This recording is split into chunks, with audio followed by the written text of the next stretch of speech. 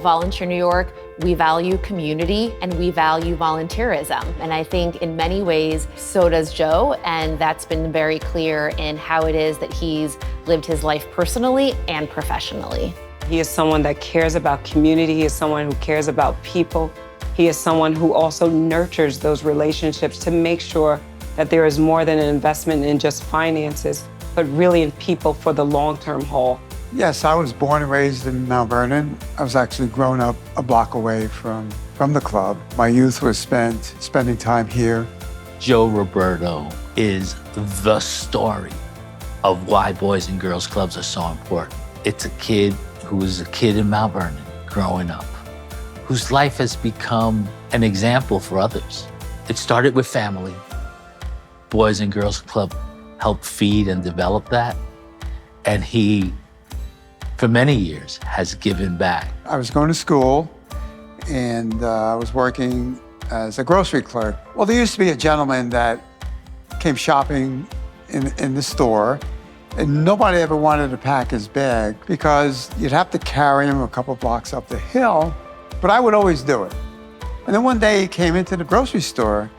He said, "Joe, would you consider working at the bank?" So I went down for an interview and took the position. Started out as a teller and ended just a couple months ago when I retired as president and CEO of PCSB Bank.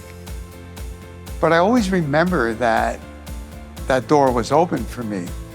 And once I became president and CEO of PCSB Bank, I was in a position at that point where now I can open doors for people.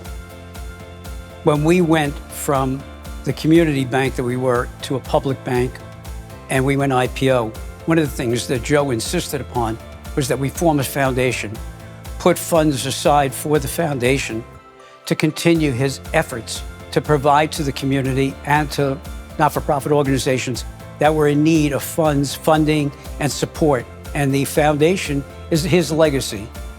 And I think it's a legacy that I'm most proud of. And it will continue for many years from now. He was more than just the president of the bank. He was more than my boss. He was a genuine person that knew real life situations, was concerned about family, and treated us like family.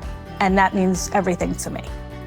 When you meet my father in whatever situation you meet him, you're really meeting him. Everything is coming from a place of sincerity, being actively engaged with the people he's with. I see his overall dedication to making things better for everyone around him. My father's work ethic was a big influence on me, and watching him work hard showed what the benefits of that would be.